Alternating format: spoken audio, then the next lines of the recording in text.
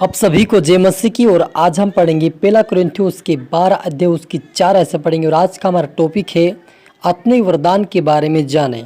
तो यहाँ पर लिखा है कि वरदान तो कई प्रकार के हैं परंतु आत्मा एक ही है, और सेवा भी कई प्रकार की है परंतु प्रभु एक ही है, और प्रभावशाली कार्य कई प्रकार के हैं परंतु परमेश्वर एक ही है, जो सब में हर प्रकार का प्रभाव उत्पन्न करता है, किंतु सबके लाभ पहुंचाने के लिए हर एक को आत्मा का प्रकाशन दिया जाता है। हालेलुया। आइए मिलकर प्रार्थना करें। धन्यवाद मेरे आसमानी खुदा, प्यार प्रभु जी, मेरे पिता, आज के वचन आज के कलाम से मेरे पिता आप हर एक से बातें करें प्रभु जी। जो पिता परमेश्वर, जो व्यक्ति, जो भाई बहन पिता परमेश्वर आज का वचन देख रहे सुन रहे पिता परमेश्वर, जो आत्मिक वरदान से जो पिता परमेश्वर वंचित है या आत्मिक वरदान के बारे में नहीं जानते, वह आज से जानने पाए और आत्मिक वरदान में आत्मिकता में बढ़ने पाए, आपके राज्य की वारिस बने। सुना दे मेरे ईश्वर राजा। पवित्र आत्मा जी आप मेरे मुख से होकर बोले मदद और सहायता कर, सभी आत्मा सौंपते हैं। ये प्रार्थना दुआ यीशु तेरे मीठे मधुर नाम से मांगते हैं, आमीन। तो मेरे अजीजों, हमने यहाँ पर पढ़ा पहला कुरिन्थियों उसके 12 अध्याय उसकी 4 ऐसे पढ़ा। और यहाँ पर हम एक ऐसे भी पढ़ेंगे, वहाँ पर भी लिखा है कि हे भाइयों, मैं नहीं चाहता कि तुम आत्मिक वरदान के विषय में अनजान रहो। और 4 में लिखा कि वरदान तो कई प्रकार के हैं परंतु आत्मा एक ही है, और सेवा भी कई प्रकार की परंतु प्रभु एक ही है, और प्रभावशाली कार्य कई प्रकार के हैं परंतु परमेश्वर एक ही है, जो सब में हर प्रकार का प्रभाव उत्पन्न करता है, किंतु सबके लाभ पहुंचाने के लिए हर एक को आत्मा का प्रकाशन दिया जाता है। क्योंकि एक को आत्मा के द्वारा बुद्धि की बातें दी जाती हैं और दूसरे को उसी आत्मा के अनुसार ज्ञान की बातें दी जाती हैं। किसी को उसी आत्मा के विश्वास से और किसी को उसी एक आत्मा से चंगा करने का वरदान दिया जाता है। फिर किसी को सामर्थ्य के काम करने की शक्ति, और किसी को भविष्यवाणी की, और किसी को आत्माओं की परख, और किसी को अनेक प्रकार की भाषा, और किसी को भाषाओं का अर्थ बताना। परंतु ये सब प्रभावशाली कार्य वही एक आत्मा करता है, और जिससे वो चाहता है वह उसे बाढ़ देता है। हालेलुया।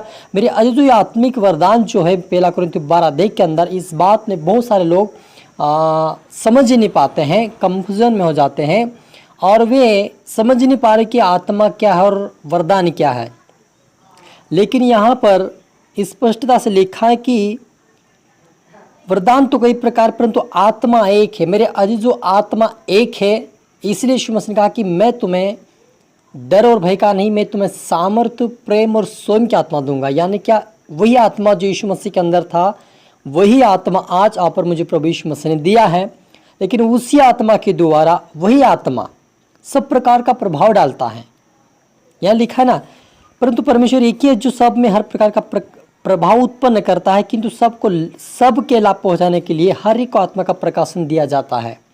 जो कोई मांगता मेरे जो आत्मा का प्रकाशन, या किसी को परमेश्वर ने वो बोध दिया है, किसी को भविष्यवाणी करने का, किसी को वरदान के बारे में, किसी को अन्य भाषा के बारे में, किसी को अन्य भाषा के अर्थ बताने के बारे में, जो परमेश्वर ने जो वरदान दिए वो एक ही आत्मा करता है मेरी जो, वो अलग अलग आत्मा नहीं है, लेकिन एक ही आत्मा है जो सब प्रकार का कार्य करता है।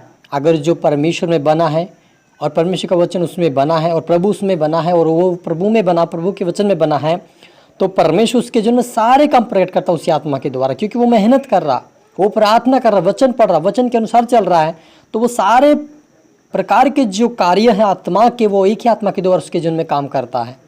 लेकिन जिन लोगों ने आज्ञा का नहीं माना, अपनी मनमानी कर रहे हैं और प्रभु से मांग भी रहे हैं, तो ऐसे लोगों को वो एक ही वरदान मिल सकता है, या 2 वरदान, 3 या 4, 5 जो भी मिल सकता है। लेकिन कुछ वरदान अलग अलग व्यक्ति को, परमेश्वर के दासों को दिया जाता है। लेकिन जो सिद्ध है और पवित्रता में है, वचनों में है, परमेश्वर की आज्ञा पे है, उसको सब प्रकार के वरदान दिए परमेश्वर ने। और किसके द्वारा? उसी आत्मा के द्वारा जो प्रभु यीशु मसीह ने आप और मुझे दिया है। क्योंकि यहाँ पर लिखा है कि किसी को उसी आत्मा के विश्वास, और किसी को उसी एक आत्मा से चंगा करने का वरदान दिया, और किसी को भविष्यवाणी, और किसी को आत्माओं की परख, और किसी को अनेक प्रकार की भाषा बोलने के लिए, है ना, और किसी को भाषाओं का अर्थ बताना। परंतु ये सब प्रभावशाली कार्य वही एक आत्मा करता है, और जिससे जो चाहता है वो उसे बाढ़ देता है। जो चाहता है कि मेरे अंदर जो वरदान आए और वो मेहनत कर रहा है, प्रार्थना कर रहा है, वचन पढ़ रहा है, परमेश्वर की आज्ञा पे चल रहा है, परमेश्वर की इच्छा पे चल रहा है, उन लोगों को परमेश्वर एक ही आत्मा के द्वारा कई प्रकार के वरदानों से उसको भरपूर किया है। हालेलुया। तो मेरे अजीज, जो आप और मुझे यहाँ से इस वरदान के बारे में यही हम जानना चाहते थे कि वरदान क्या है, क्योंकि बहुत सारे लोग आज इस वरदान के बारे में बहुत सारे लोग क्या बोलना चाहिए, वो कंफ्यूजन में, यानी कि वो समझ नहीं पा रहे कि ये क्या कह रहा है। अब अन्य भाषा के बारे में भी बहुत सारे लोग समझ नहीं पा रहे कि अन्य भाषा बोलना चाहिए या नहीं बोलना चाहिए। कि यहाँ पर लिखा है, स्पष्टता से लिखा कि भाषा, किसी को अनेक प्रकार की भाषा और किसी को भाषाओं का अर्थ बताना। यहाँ पर ये नहीं लिखा है कि हर एक को भाषा, अगर अन्य भाषा बोल रहा है तो वो वरदान भी वही अर्थ बता देगा। लेकिन यहाँ पर लिखा कि अन्य भाषा एक ऐसी भी है जो बोली जाती है, उसका अर्थ नहीं बताया जाता है, और एक अन्य भाषा ऐसी जिसका अर्थ भी बताया जाता है। यहाँ पर परमेश्वर ने बताया, यीशु मसीह ने पौलुस के द्वारा। और यहाँ पर लिखा है, हे भाइयों, मैं नहीं चाहता कि तुम आत्मिक वरदान के विषय में अनजान रहो। तुम जानते हो कि तुम अन्य जातियों थे तो गूंगी मूर्ति पीछे चलाए जाते थे, वैसे चलते थे, है ना। इसलिए मैं तुमसे चेतावनी देता हूँ कि जो कोई परमेश्वर की आत्मा की अगुवाई से बोलता है, वो नहीं कहता कि यीशु श्रापित है, और ना कोई पवित्र आत्मा के बिना कह सकता है कि यीशु प्रभु है। जब तक आपके अंदर पवित्र आत्मा नहीं आएगा, तब तक आप यीशु मसीह को अपना स्वीकार नहीं करेंगे। बिना आत्मा के आप प्रभु यीशु मसीह को अपना नहीं मान सकते और पूरी रीति से आप नहीं चल पाएंगे। लेकिन जब आपके अंदर आत्मा आ जाएगी तो आप ऑटोमेटिक बुरे काम छोड़कर प्रभु के काम करेंगे और प्रभु में बढ़ते चले जाएंगे, क्योंकि आपके अंदर वो आत्मा आ गई। जब आपके अंदर वो आत्मा आ जाएगी तो आप यीशु मसीह को उद्धारकर्ता ग्रहण करेंगे, और जो आप उसे ग्रहण कर लेंगे तो प्रभु यीशु मसीह आपके वरदानों से भरेगा, और वरदान आपकी आत्मा के आपके आत्मा में, वो वरदान जो है आत्मा के द्वारा प्रभु यीशु मसीह लोगों के जीवन में काम करेगा और वे प्रकट हो जाएंगे। हालेलुया। तो मेरे अजीज, जो आत्मा एक ही है लेकिन कार्य आत्मा के अलग अलग हैं, जो परमेश्वर के दासों को दिया गया है।